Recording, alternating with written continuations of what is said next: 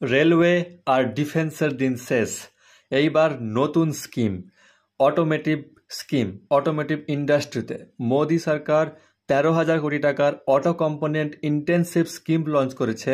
যেই স্কিমের মাধ্যমে যে সমস্ত এমএসএমই কোম্পানিগুলো, যেমন মাইক্রো স্মল আর মিডিয়াম এন্টারপ্রাইজেস, যে সমস্ত কোম্পানির স্মল ক্যাপ, যে সমস্ত কোম্পানি বিভিন্ন ক্ষেত্রে রয়েছে, যেমন খুব ছোট ছোট যে সমস্ত কোম্পানিগুলো হয়, যেগুলোর আইপিও এখনও বাজারে আসেনি বা যেগুলো এখনও ডাউন লেভেলে রয়েছে, তাদেরকে সাহায্য করবার জন্য মোদী সরকারের তরফ থেকে এই স্কিমটা লঞ্চ করা হয়েছে। যাতে কি হবে, যাতে ইন্ডিয়া গ্লোবাল ভ্যালু চেনে অ্যাড হতে পারবে, আমাদের ইন্ডিয়ার প্রোডাক্ট গ্লোবাল লেভেলে বিক্রি হতে পারে এবং আমরা আমাদের দেশের তৈরি জিনিস ব্যবহার করতে পারবো, আমরা অন্য কোনো দেশ থেকে আর সেটা ইম্পোর্ট করব না। সো এরকম একটা স্কিমস এখানে গভর্নমেন্ট দুভাবে কোম্পানিদের হেল্প করবে, একটা হচ্ছে ফিসক্যাল এবং একটা হচ্ছে নন ফিসক্যাল। প্রত্যেক কিছু এক্সপ্লেন করব। এইবার এই যে নিউজটা পাবলিশ হয়েছে, এই নিউজের জন্য একটা শেয়ার, নামটা হচ্ছে গাব্রিয়েল ইন্ডিয়া, এই শেয়ারটি আজকে কিন্তু 20% আপার সার্কিট দিয়েছে এবং এই শেয়ারটি আমাদের স্ক্যানারে আজকে যারা লক্ষ্য করবেন, যাদের কাছে রয়েছে আমাদের স্ক্যানারটি, শেয়ারটি আজকে আমাদের প্রথমে নজরে আসে এবং শেয়ারটি এখানে নামে উঠে আসছে, দেখতে পাচ্ছেন যে গাব্রিয়েল ইন্ডিয়া লিমিটেড, শেয়ারটি চার্টও এখানে উঠে আসছে। সো এইটা হচ্ছে বিষয়। সো অবশ্যই স্ক্যানারটি ইউজফুল।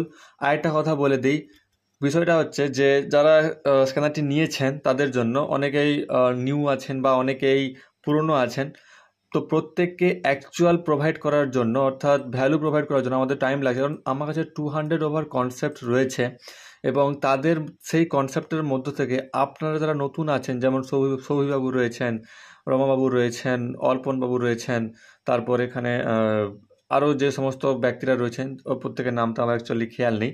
সো প্রত্যেককে বলছি, সঞ্জয়বাবু রয়েছেন, প্রত্যেকের জন্য একটু টাইম লাগছে, বাট আপনাদের জন্য প্রপার ভিডিওগুলো আসবে। আপনারা একটা পেয়েছেন, এরপর আরও 3-4টে ভিডিও আসবে, তো সেগুলোর মাধ্যমে আপনারা ধারণা করতে পারবেন যে অ্যাকচুয়ালি কীভাবে ইউজ করতে হয়।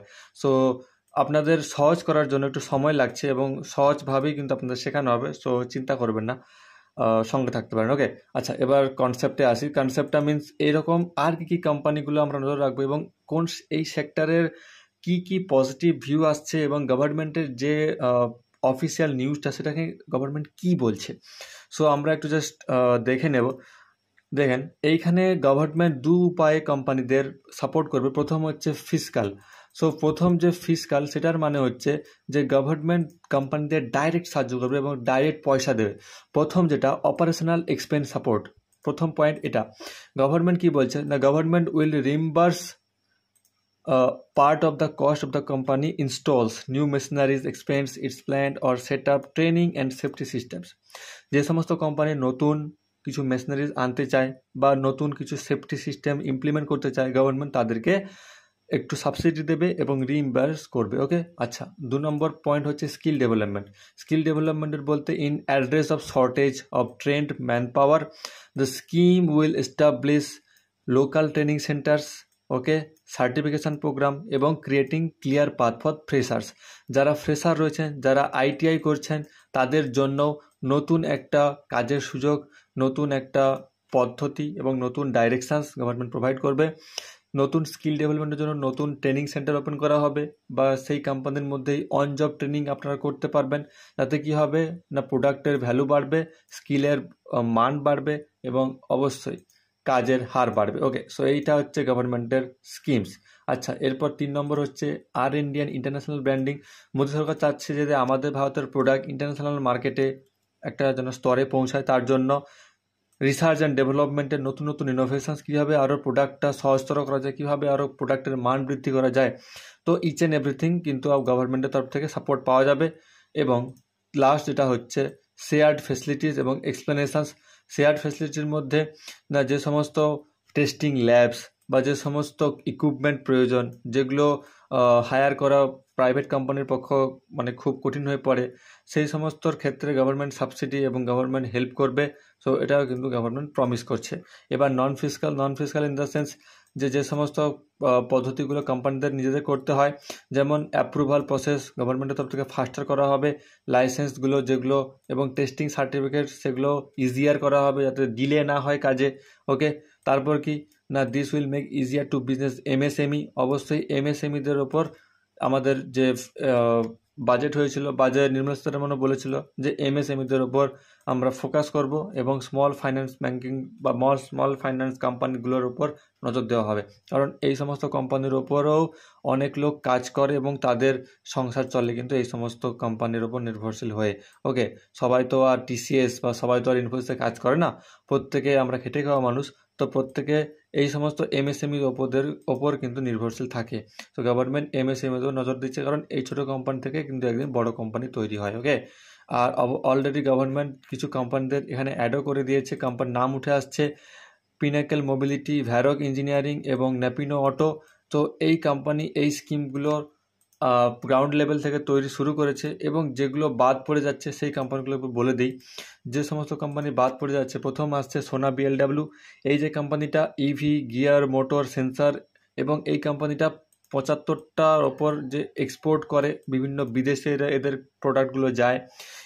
এরা নিজেদের R&D অর্থাৎ রিসার্চ অ্যান্ড ডেভেলপমেন্ট, যাতে করে ইনোভেশনস করতে পারে সেরকম একটা ইন্টারন্যাশনাল মার্কেটে নিজেদের প্রোডাক্ট লঞ্চ করেছে এবং বড় বড় ইঞ্জিনিয়ারদের হায়ার করে। সো এখানেও এরা স্মল পার্ট তৈরি করে, বাট এদের চিন্তাধারা কিন্তু টপ লেভেল।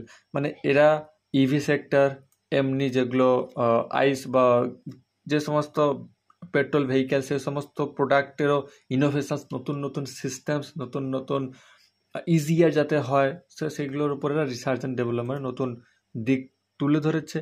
এবং এরা বিভিন্ন ক্ষেত্রে প্রাইজও পেয়েছে গভর্নমেন্টের তরফ থেকে, যে ভালো কিছু কাজ করার জন্য এরা প্রাইজ এবং মেডেল স্বীকৃতি পেয়েছে।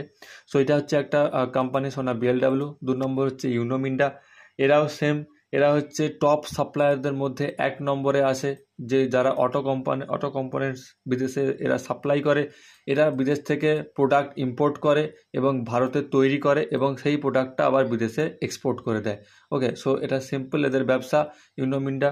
এটাকেও, এই শেয়ারটাকেও নজর রাখতে হবে। 3 নম্বর হচ্ছে ভারত ফোর্জ।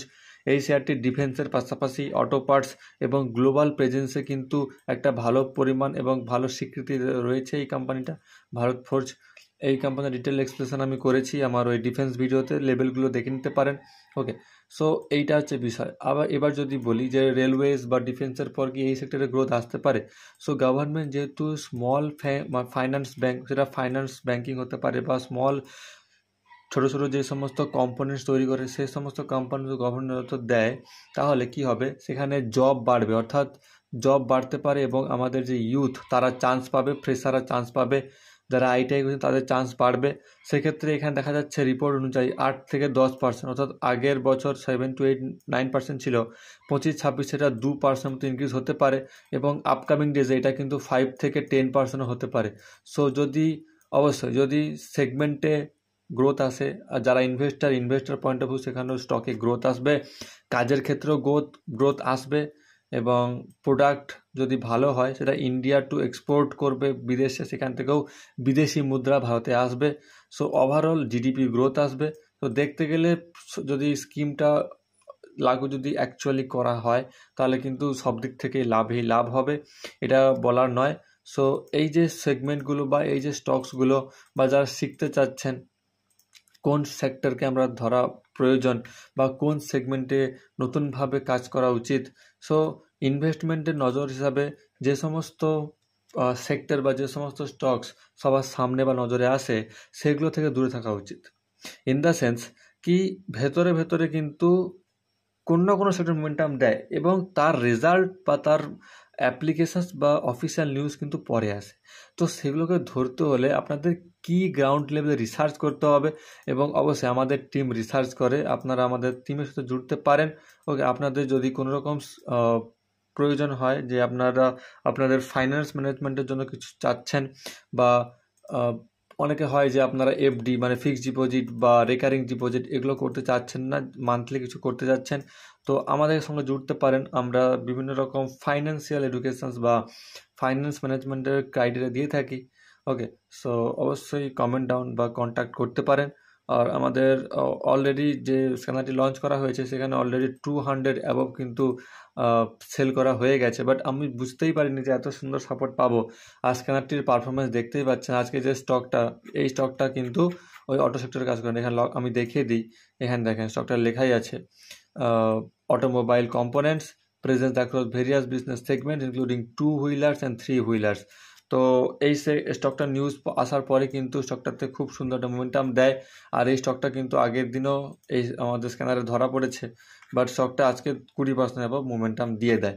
সো এরকম স্টকসগুলো পেতে পারলে বা জানতে পারলে রিটার্ন সুন্দর করে পাওয়া যায়। সো অবশ্যই ভিডিও ভালো লাইক করতে পারেন। Thank you all.